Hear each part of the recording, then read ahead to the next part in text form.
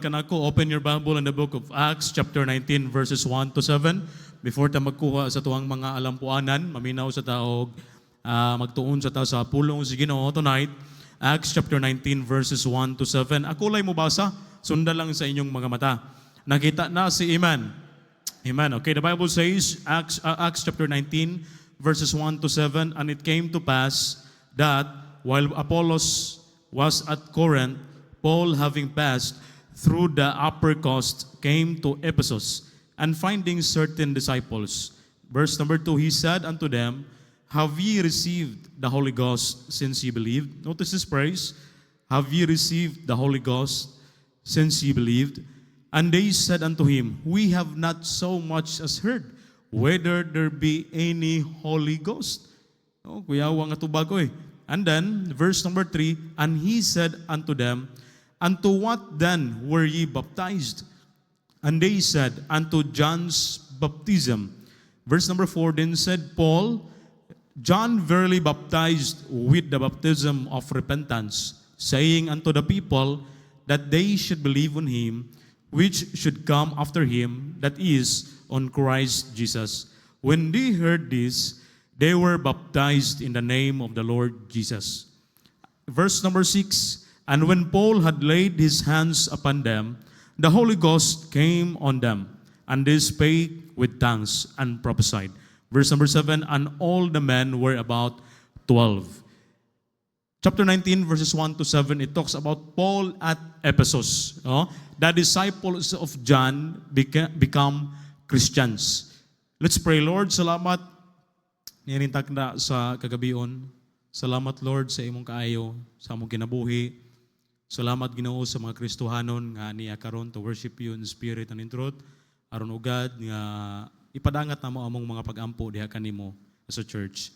Lord, salamat, Ginoo, ninintak na sa kagabion nga diin kami makatuon karon sa imong pulong. Amahan, langit noon, Lord, kami naghangyo pinaagi sa tabang sa balang espiritu. Lord, please, Holy Spirit, anoint me, O God, as I teach your word. Aron masabtan, Ginoo, sa simple ug yano nga pamagi. Balang espiritu gihangyo namo nga magtabang nga karon. Aron ang imong pulong, Lord, mutisok amahan sa ilang kasing-kasing kinsa may naay kasing-kasing nga nagmagahion dugmo ka, O God. Aron ang imong pulong dili mo labayng kawang. Musa, Lord, inintak na sa kagabion badlungang buhat sa kaway. Una sa nan, Lord, pasaylo ami sa among mga sala nga nabuhat nga wala ka malipay. Sa pagpadayon karon gi-claim na ko ang kadaugan diha lamang sa imong ngalan. In Jesus we pray. Amen and amen. Makalingkod ka mo? Okay, so ang uluhan sa ato ang pagkatunan ninintag na sa kagabion, makita nato in verse number 2, he said unto them, have ye received the Holy Ghost since ye believe? So this time, si Paul nangutana siya sa in verse number 7, 12 katawo ang iyang gipangutana. Particularly, they are the disciples of John. Okay, so gipangutana sila, nakadawat ba mo? Nakadawat na ba mo? Sa bala ang espiritu, sa diha nga kamo mitoo. Okay, so tonight, atong pagaisgutan, discovering the work of the Holy Spirit. Amen? Discovering the work of the Holy Spirit. Mutuo ba mo nga naay Holy Spirit? Amen. That's the third person of the Godhead, okay? So Paul asked some group of believers, particularly the disciples of John, about the Holy Spirit. Their answers make Paul shocked. Sa tubag nila si Paul na kuyawan. In Acts chapter 2, we have not so much as heard whether there be any Holy Ghost. So unsa may makita nato? Unsa may unang mabutang sa atong una-huna sa ilahang tubag? Unsa may unang mabutang sa atong una-huna? They are ignorance of the blessed third person of the Trinity. And that is the Holy Ghost. Paul explains that John's baptism was a baptism of repentance. Kay mong lantawon, their answer brought out the fact that they were Jewish proselytes, disciples of John the Baptist, looking forward to a coming, not Christians looking backward to an accomplished redemptions. So gipasabot diri, baptism of repentance ang gitudlo ni John the Baptist. So baptism of repentance, both pasabot preparing people for the coming of Jesus Christ.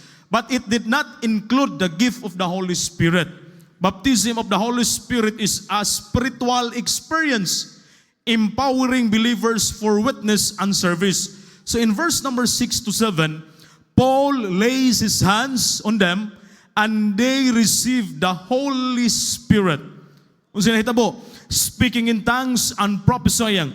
So as a Baptist believers, we believe the Trinity of God. Amen? Na yung mga sikta, nga dili sila mutuo sa pagkatulo sa Dios. In 1 John chapter 5, verse number 7, we have a clear passage sa Bible. For there are three that bear record in heaven. The Father, the Word. It is not the word nga kaninga, but big letter Word, and the Holy Ghost. And these three are one. So let's define kanang word kung kinsa na diha. In John chapter 14, in John chapter 1, verse number 14, and the Word was made flesh and dwelt among us. Kinsa nang word? Si Jesus Christ. Amen? So we believe the Trinity of God as a Baptist believers. But kayo mong lang taon, before ni kayab si Kristo, He promised them with the Holy Spirit, which is the Comforter in John 14, verse number 26. Let's look at the verse. But the Comforter, which is the Holy Ghost, whom the Father will send in my name, He shall teach you all things. Okay? So He shall teach you all things. So ang mga disciples nangutana sila, oh Ginoo, Kristo, mubiya na ka. Oh, ayaw mo kabala ka. The Comforter, padadaan ta mo og Comforter. And that is the Holy Ghost, whom the Father will send in my name. He shall teach you all things and bring all things to your remembrance whatsoever I have said unto you. So we ought to understand that after we get saved, ang Holy Spirit, the moment nga ikaw naluwas, the moment nga gidawat nimo si Kristo sulod sa imong kasing-kasing, the Bible says, ang Holy Spirit, ang balaang Espiritu, nagpuyo na diha nimo. Dili lang kay nagpuyo, gisilyuhan pa ka sa balaang Espiritu. Timailhan ni ana ownership. Na panag-iya na ka sa Dios. Amen? Mao nang bisag unsaon, di nagyud ta maimperno pa. Amen? Kay ang sala nga gibayaran si Ginoo dili lang man kay kagahapon lang kundi tanan.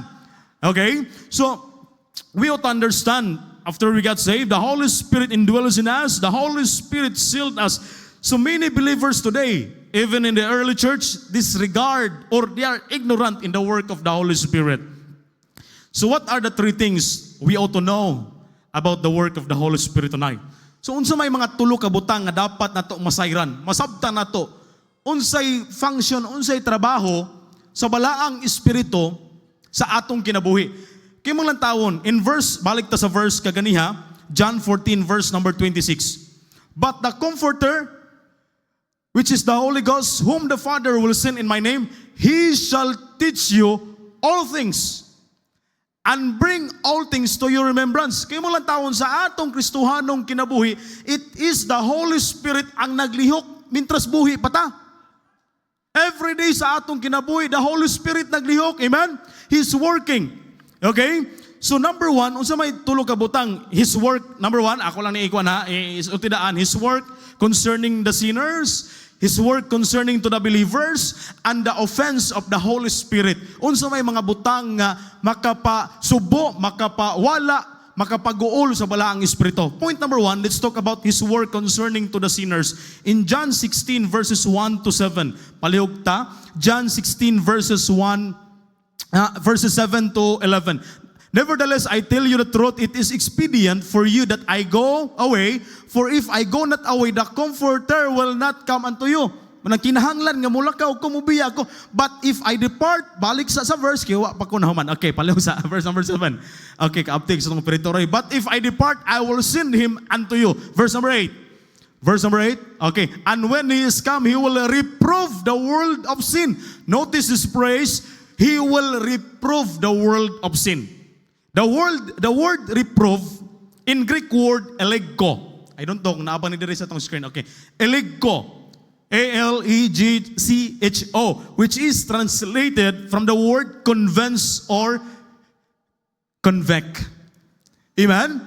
So later, ikaw taon, ang trabaho sa balaang espiritu ngadto sa usa ka makasasala, he will convict the sinner. Convict both pasabot, declare someone to be guilty of a criminal offense. Ang Holy Spirit mao ay magpamatuod nga kita sad-an atubangan sa Dios.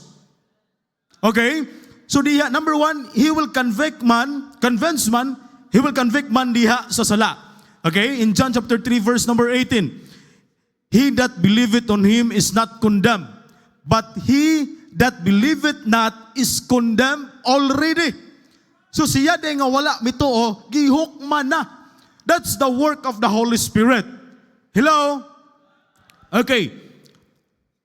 Next, because he hath not believed in the name of the only begotten Son of God. Well, kimong lang taon, ang sala nga giisgutan nila, diha, here, the sin is not, wala na giisgut about sex, fornication, smoking, swearing, but ang pinakadako nga hinungdan, ngano ang tao maimpierno, ngano ang tao pagahukman, by rejecting Christ.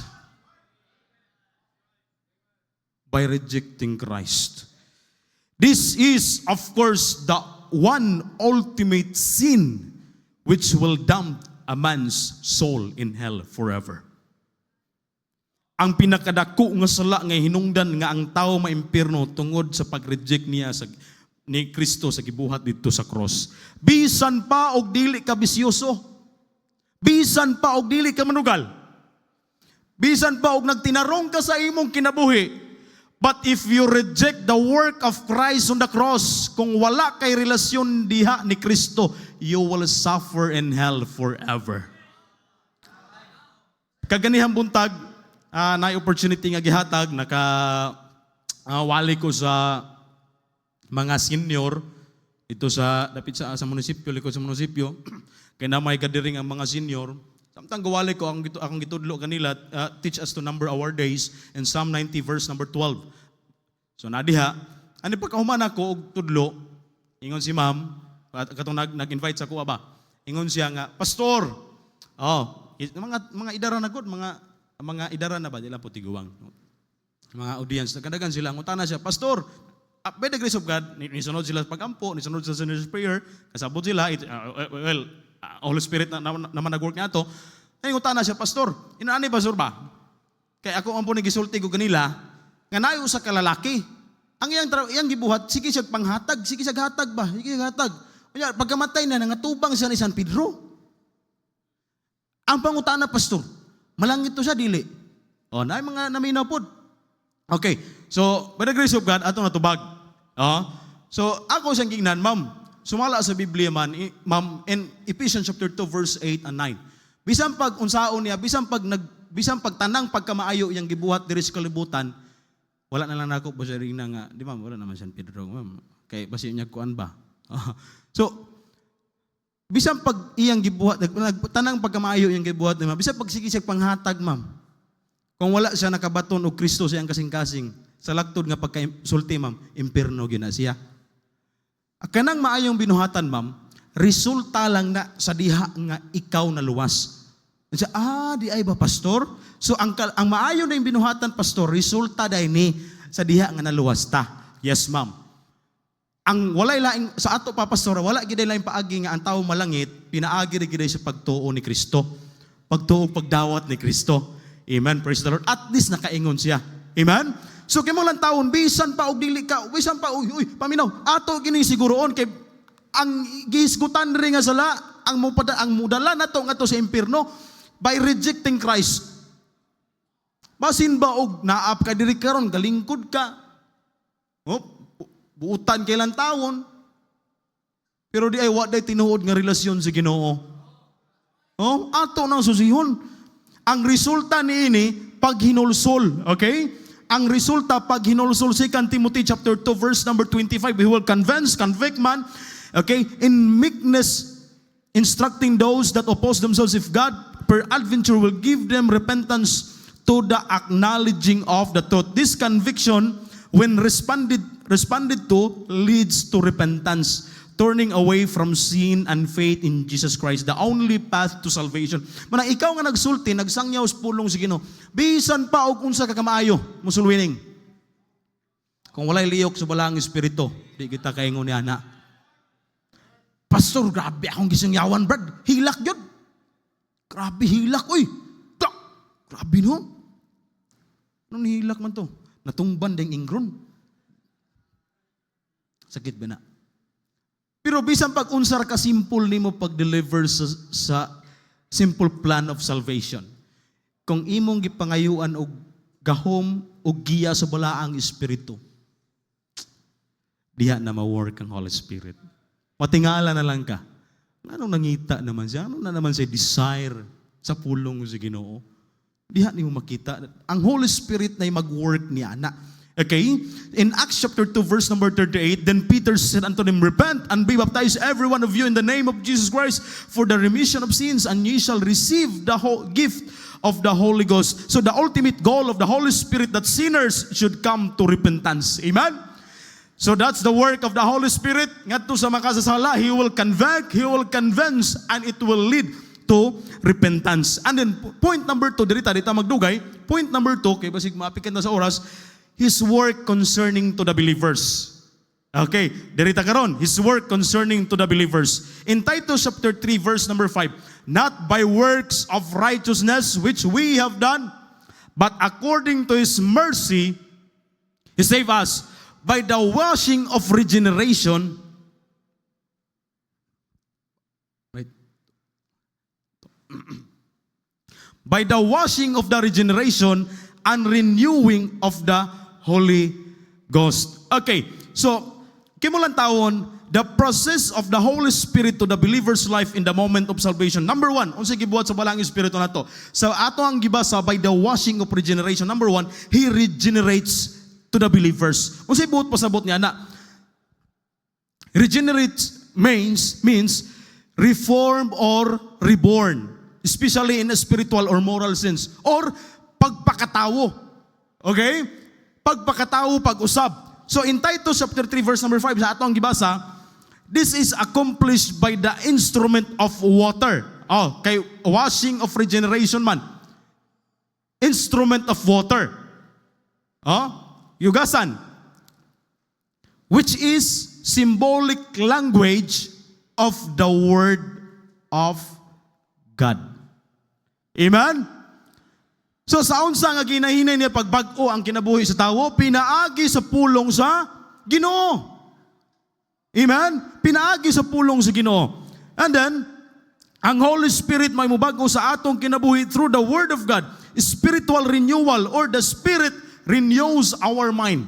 Sa diha nga gidawat nimo si Kristo, ang Holy Spirit gibago ta niya.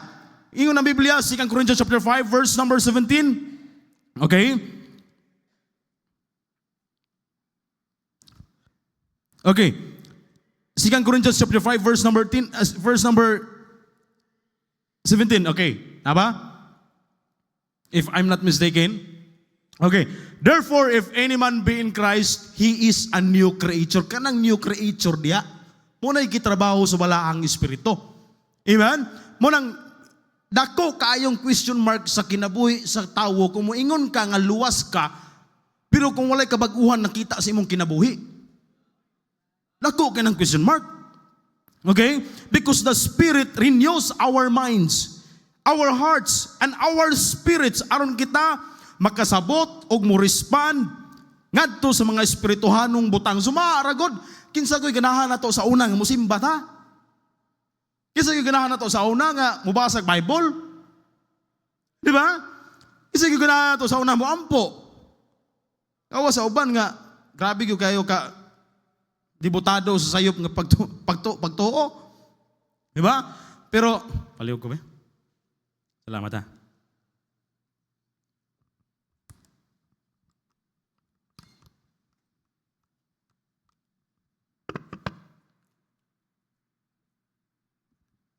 Okay. So it is the Holy Spirit renews our mind. Amen? Gibag-o niya atong panguna-una, gibag-o niya atong kasing-kasing, gibag-o niya atong espiritu. In Romans chapter 12 verse number 2, and be not conformed to this world, but be ye transformed by the renewing of your mind, that ye may prove what is that good and acceptable and perfect will of God. Panguna-una nga makapalipay sa Dios. Amen? Panguna-una nga moalagad sa Dios. Panguna-una nga magkat-on sa pulong sa Dios. Sumahara sa una, ahaman ta ni ana. Pero nganong nakabaton man ta ni ana? Because the Spirit renews our mind. The Spirit renews our heart. The Spirit renews our spirit. Okay? Mind of Christ, pangunahuna niya na pag-anindot. It is the first nga trabaho sa balaang Espiritu, the moment nga gidawat nimo si Kristo, it regenerates to the believers. Amen? Being, buot pasabot na reform or reborn. Reborn. Gitrabaho niya ang bag-o nga ikaw. Amen? Bag-o nga ikaw. Mao nang kung wala gali kabaguhan sa imong kinabuhi, so siya gyud basig di kaluwas. Basig di kaluwas. Letter B, 1 Corinthians chapter 3 verse number 16. 1 Corinthians chapter 3 verse number 16. Know ye not that ye are the temple of God, and that the Spirit of God dwelleth in you? So letter B, the Holy Spirit indwells to the believers. Amen? Nagpuyo na siya sa ato. Amen? Nahimo na ning templo sa balaang Espiritu. Ato ang indwells means let the Holy Spirit enters the door of your life. Ang tumo nga nung mapuyo ang balaang Espiritu sa atong kinabuhi para iyang makontrol ang bagong kinabuhi nga atong nakaplagan diha ni Kristo. Busa dili nato, dili gyud pwede nga atong hugaw-hugawan kining ato ang kaugalingon. Dili pwede. Dagan pa sa Kristohanon, wala magpakontrol sa balaang Espiritu. Nagpuyo diha sa unod. Manandako kay nga pangutana. So siya gyud. Okay? The Holy Spirit indwells. So, naakalainan kaning sa point letter B o letter C. Ako nang ipasabot ninyo. Okay. So letter B, indwells, nagpuyo siya. So kumbaga, kung mauni ang kwarto sa imong balay, mauni ang balay nimo, igo ra nimo gipasulod. Okay, igo ra nimo gipasulod. But the kanang letter C, kanang fills the believer. Paminaw, ang regenerates og indwells, kausara na nahitabo the moment nga gidawat nimo si Kristo. But kining letter C, feels pununta sa balaang Espiritu. Paminaw, everyday ni pangayoon sa atong kinabuhi. Everyday, biinig mata ni mo, Ginoo, pun ako sa balaang Espiritu. Everyday ni nato pangayoon. Okay? So, in Acts chapter 2, verse number 4, and they were all filled with the Holy Ghost and began to speak with other tongues as the Spirit gave them utterance. Filled with the Holy Spirit is a believer's experience of being controlled. Kung puno ka sa balaang Espiritu, ang Holy Spirit nag-control, nag-empowered, nag-guide kanimo everyday sa imong kinabuhi. But, remember, letter A, napil ba rin ay? It can be lost. Wala. It can be lost, and therefore, should be asked for as many times as needed. So, ang pagkapuno sa balaang Espiritu, pwede ni siyang mawala. Busa, everyday kini pangayoon sa Ginoo. Everyday. Galatians chapter 5 verse number 16. This I say then, walk in the Spirit, and ye shall not fulfill the lust of the flesh. So kung dili ta mapuno sa balaang Espiritu, pwede nga naglakaw ta diha sa unod. Hello? Napa mo? Amen. Okay. So, ang pagkapuno sa balaang Espiritu, pwede kini mawala. So before ka mugawa sa imong balay, always ask the filling of the Holy Spirit. Letter B, a Spirit-filled believer exhibits the fruit of the Spirit. Sibot pasabot niya na, Pastor. Ang Kristohanon nga puno sa balaang Espiritu, mo resulta gyud na og bunga sa balaang Espiritu. Amen? Atong i-evaluate atong kaugalingon. Romans chapter 6 verse number 22. But now being made free from sin and become servants to God, ye have your fruit unto holiness, unto the end everlasting life.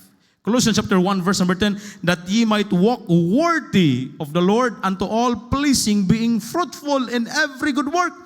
Ang timailan nga ikaw puno sa balaang espiritu, adunay bunga nga makita sa imong kinabuhi og duha ka klase nga bunga. Number 1, which is the outer fruit. Og mauna ang mauna ang soul winning. Amen. Kung makita nga ikaw nag-soul winning na, timaila na, nga ang balaang espiritu, nagbunga diha sa imong kinabuhi. Amen?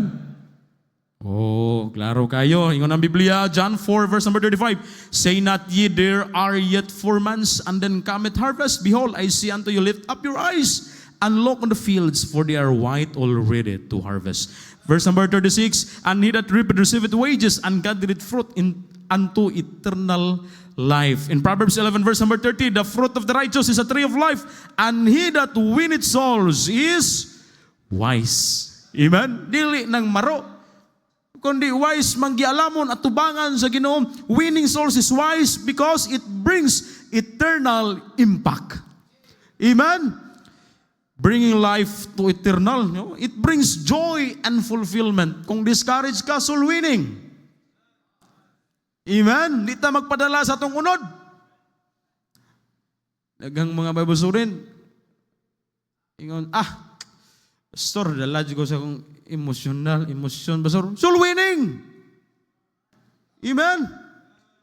Panahon sa discouragement, soul winning. Di ta magpadaog sa atong unod. Amen? Magpadaog niya na. Una nga makita, outer fruit, which is soul winning. Next, okay, Psalm 126 verses 5 to 6, ato sa nibasahon, they that sow in tears shall reap in joy, he that goeth forth and weepeth, bringing precious seed, shall doubtless come again with rejoicing, bringing sheaves with him. Sa imong mga pag-anto sa pagsangyaw, maabot ang panahon, mag-anita sa kalipay. Amen? Number 2, the inner fruit. And that is Christ-likeness.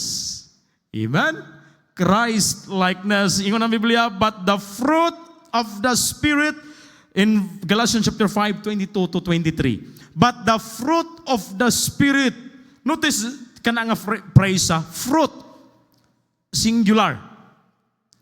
Fruit of the Spirit. Unlike sa gisulti sa Bible, gifts of the Holy Spirit. So, unsay kalainan sa gifts na as plural o sa fruit nga singular? Both pasabot niya na every believer, kung mahimo kanang mga tanang bunga, dapat maposes.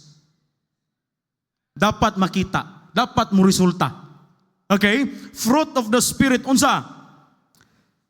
Love, joy. Namay babusurin diri si love, joy, no? Okay. Namay kama noon. Peace, long-suffering. Kanang peace, there are 2 kinds of peace. Okay? Peace, which is peace with God. Kanang peace with God, it is a positional peace. Kalinaw nato diha atubangan sa Dios. Sa diha nga gidawat nimo si Kristo, we have this peace with God. Wala na ta, dili na ta ilalom sa kapungot sa Dios. Kay gipasaylo na ta. Naa na ta kalinaw diha sa Dios. And the peace of God is experienced peace. Reassurance in times of tribulation, nga bisag problematic ka, bisag discourage ka, bisag unsay mga kalisod nga imong naagian. Ay, salamat Ginoo nga naanay mutanga. Salamat Ginoo kay naa ka. Di ka kauna-una hikog na lang ta. Maghikog na lang ko. Palit din kag pisi. Ikot din kaspunuan. Kamatis, pag-ikot ni mo, di ko ginawa. Di na lang ko. Hadlok mo, abi kung magkaning maghikog, makaginawa rata, di man di, ay. Kalinaw, no? It is the peace with God and the peace of God. Amen? So, long-suffering, gentleness, goodness, faith, meekness, temperance, against such there is no law. Pagkaanindot. Kisulti na sa Bible, makita diha ang bunga sa atong susihon. Amen? Evaluate na to ang atong kaugalingon kung ang bunga sa balang espiritu na ba? Hello? Ingon si D.L. Moody. D.L. Moody said, na ba? Palayo ko. I believe firmly that the moment of our hearts are emptied of pride and selfishness and ambition and everything that is contrary to God's law, then the Holy Spirit will fill every corner of our hearts. But if we are full, puno kita sa garbo. Okay? Okay, puno kita sa garbo ug magpagka mapahitason, pagka-ambisyoso ug kalibutanon kay guna-una, walay luna ang balaang espiritu sa atong kinabuhi. Daghang pang mga Kristohanon puno sa garbo, mapahitason. Kung inon-ana og maunay naa sa tuang kasing-kasing, there is no room for the Spirit of God. There is no room for the Spirit of God. So that we must be emptied before we can be filled. Kinahanglan sa nato, ato usang limpyuhan, ato usang bakantihan, aron ang balang Espiritu makapuno ka nato. Amen? Next, point number 3. Okay, sakto rin ang time. Point number 3, offenses committed by the believer. The act of displeasing. Kanang mga butang ba nga dili makapalipay sa balang espiritu? Oh, diba? So, ang balang espiritu gapuyo na nato. Everyday gihangyo nato nga ang balang espiritu magpuno ka nato. Wala nato gi-disregard ang work sa Holy Spirit sa atong kinabuhi. But pwede siya nga mag-uul masubok. Mga butang nga dapat likayan nato batok sa espiritu. Letter A, Ephesians chapter 4 verse number 30. And grieve not the Holy Spirit of God. Letter A, grieving the Holy Spirit. Usay buot pasabot niya na. To grieve buot pasabot niya na, kana bitang mag-uul, sad, or sorrowful.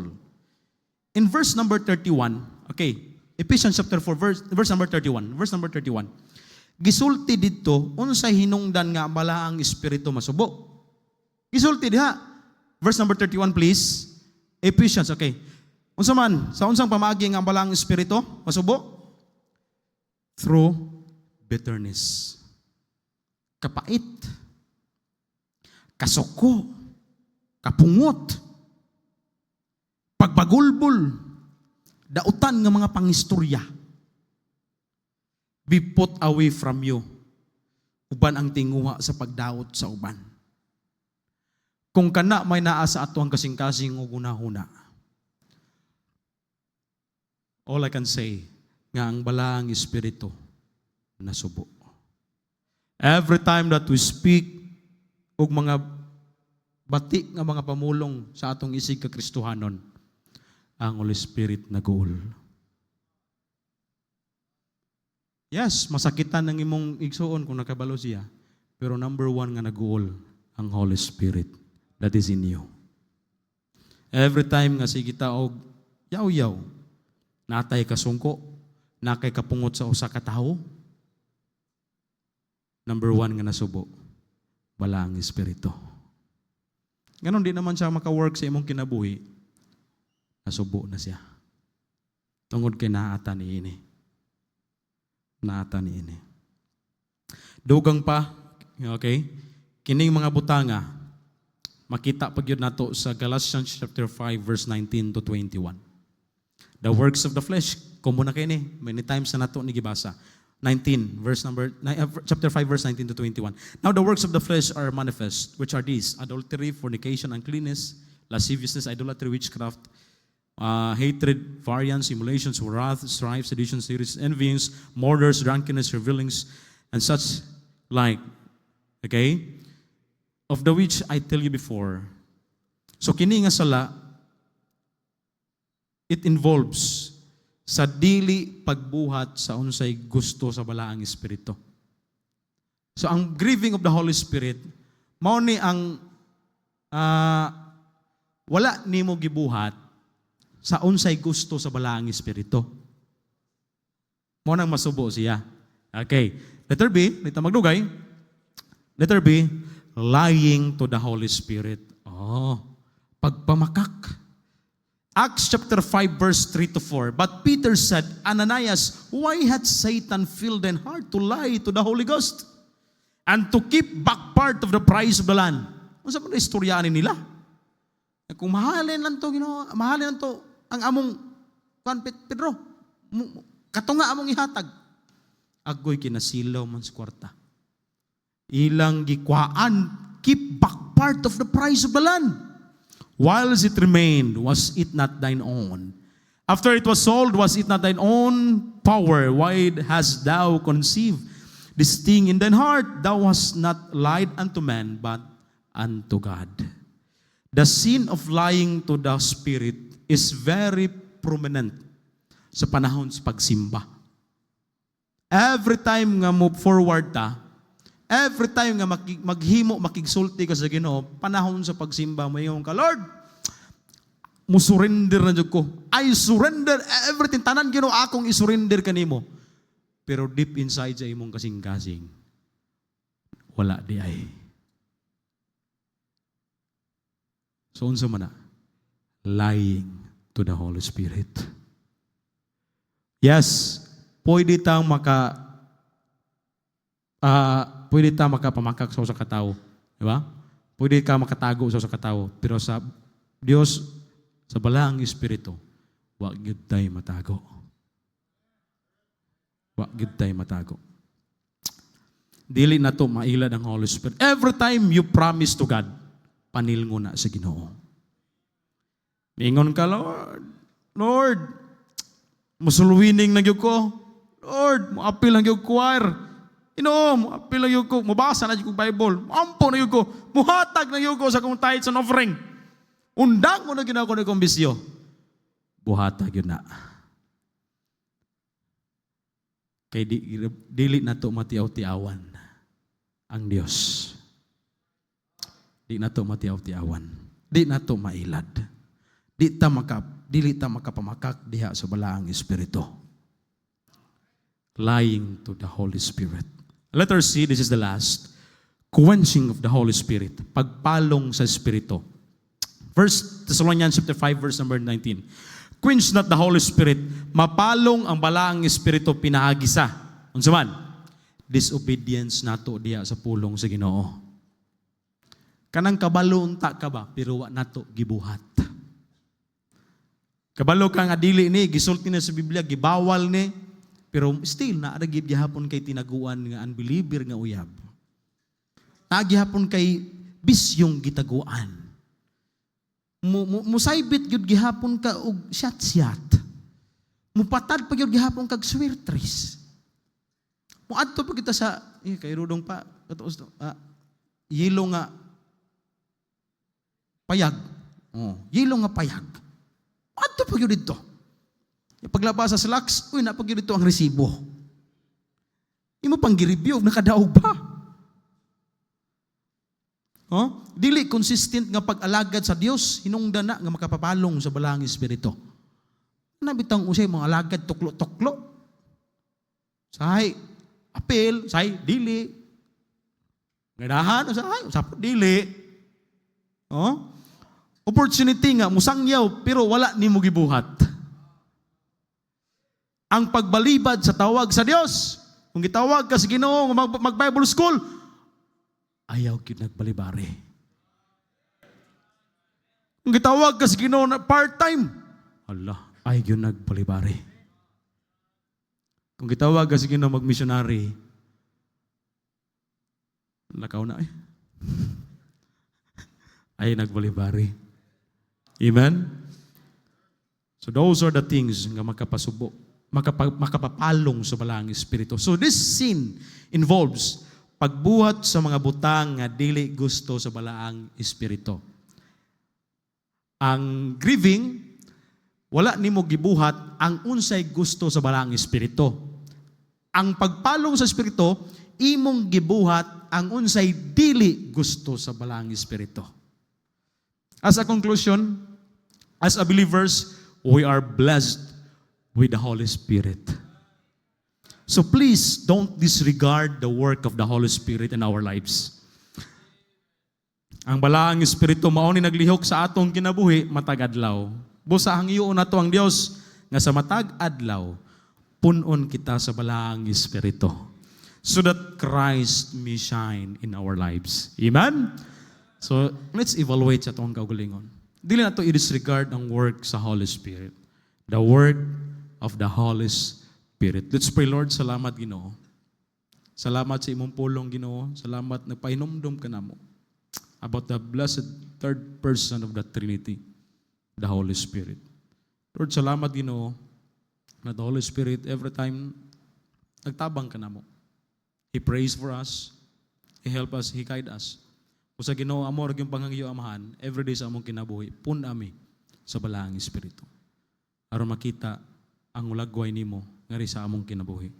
Ikaw mag-bless sa mga pagpadayon karon pagkuha namo sa mga prayer requests. Ikaw magpanalangin sa ngalan ni Jesus. Amen.